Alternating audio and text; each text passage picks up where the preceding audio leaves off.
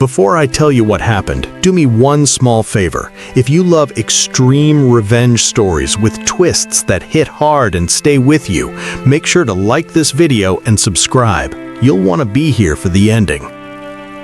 I learned the sound of betrayal before I learned the sound of forgiveness. It was a voicemail, 37 seconds long, accidentally sent, meant for someone else. My wife's voice, warm, laughing, careless, said my name the way she used to say it when we were young. Then she said another man's name.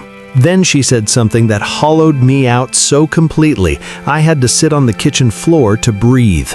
I replayed it once, then again.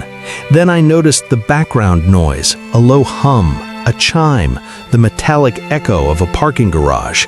She'd always said she worked late on Wednesdays. My name is Aaron Cole. I'm 41, born and raised in Ohio, the kind of guy who keeps his lawn trimmed and his promises kept. I taught high school civics. I believed in rules. I believed in consequences. I believed in the idea that if you do right by people, they do right by you. I believed wrong. I didn't confront her that night, or the next day, or the day after. I did something far more dangerous. I paid attention.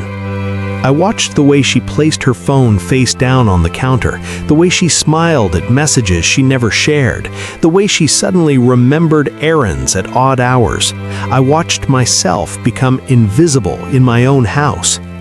The other man turned out to be Mark Bell, city councilman, married, 2 kids, the kind of public servant who shook hands at church picnics and talked about family values with a straight face. He had money, influence, and a reputation polished smoother than glass. At first, I thought revenge would look like shouting, or exposing, or walking away with my dignity intact. But dignity is a luxury for people who haven't been erased. The night I decided to ruin him, I was sitting alone in my car outside a closed grocery store, the voicemail playing again through the speakers. I realized something cold and steady inside me. If I confronted them, they'd deny it. If I exposed them, they'd spin it. If I left, they'd survive. I didn't want survival. I wanted consequence. So I built it. Step 1 was patience. Revenge isn't a fire, it's a slow construction project. I requested a leave of absence from work. Stress, I said. No one questioned it.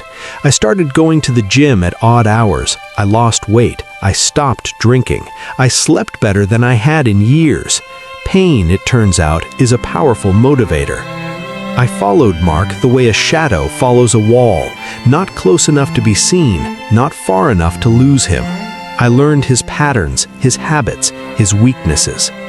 He cheated on his wife every Thursday. He met my wife every other Wednesday. He kept a burner phone in the glove compartment of his Lexus. He paid cash at a downtown hotel that prided itself on discretion. He also had a problem no one knew about: gambling. Small at first, then bigger, then desperate. That's where I entered his life, not as a husband, not as a rival, but as a solution. I created a company that didn't exist, a consulting firm with a clean website, a local address, and a phone number that forwarded to a voice I paid to sound trustworthy. Through a mutual contact, someone who owed me a favor, I arranged an introduction. Mark needed money, quiet money. I offered him a way to get it. Campaign consulting, off-the-book strategy, plausible deniability. He hesitated. Then he smiled the smile of a man who's already decided. Over 6 months, I became indispensable. I handled problems. I smoothed complications. I documented everything. Emails, recorded calls, signed receipts. I learned how easy it is to corrupt someone who already believes they deserve more. Meanwhile, at home, I played the part of the oblivious husband. I cooked dinners. I asked about her day. I kissed her forehead. I watched her pack overnight bags with hands that shook just enough to tell me she knew she was doing something wrong. One night she said, "You've changed. You're calmer." I smiled and said, "I'm working on myself." That was true. The final phase required precision. I arranged a fundraiser at a restored theater downtown. Black tie, media present, donors everywhere. I sent anonymous tips to 2 journalists. Just enough smoke to make them curious, not enough fire to scare Mark. Then, I invited him to a private meeting backstage. He arrived flushed and confident, tuxedo perfect, future secure. I locked the door behind him. I didn't raise my voice. I didn't touch him. I just laid out the evidence on a folding table like a deck of cards. The burner phone records, the hotel receipts, the gambling debts, the illegal payments, the voicemails. I played the voicemails last. His face drained of color. He opened his mouth, then closed it again. "You can't do this," he said finally. "I'll destroy you." I leaned in close enough for him to smell the coffee on my breath. "You already destroyed me," I said. "I'm just balancing the equation." I told him what would happen. He would walk on stage, he would give his speech, he would step down at the podium when his name was called again, this time by the press.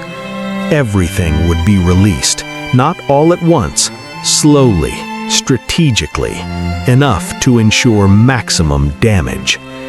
He begged, he offered money, he offered apologies that sounded like bargaining. I offered him a choice: confess publicly to everything, or watch it unfold without mercy. He chose wrong. The next morning, headlines exploded. City councilman under investigation, campaign finance irregularities, anonymous sources allege affair. His wife filed for divorce within days. His donors fled. His friends disappeared. The man who once shook hands now crossed streets to avoid eye contact. And my wife? She found out last. I left her a note on the kitchen table, just 3 sentences. "I know. I built this. We're done." I moved out before she got home. She called, she texted, she cried, she said she never meant for it to go this far. That's the thing about consequences. They don't ask what you meant. Months passed. The investigation became an indictment. The indictment became a plea deal. Mark Bell resigned in disgrace, his name now a cautionary tale whispered in City Hall. People asked me how I stayed so calm through it all. The truth is, revenge didn't make me feel powerful. It made me feel finished. One evening, I ran into Mark outside a courthouse. He looked smaller, older, like a man whose reflection had finally caught up to him. He didn't speak, neither did I. There was nothing left to say. I don't tell this story because I'm proud. I tell it because revenge is never loud the way movies promise. It's quiet, methodical, lonely. It costs you something. But sometimes, when everything you believed in has been burned to the ground, rebuilding requires fire first. And if this story kept you hooked until the end, if you want more true-to-life, twist-heavy stories where justice isn't clean, but it's earned, don't forget to like this video and subscribe. The next one might be even darker.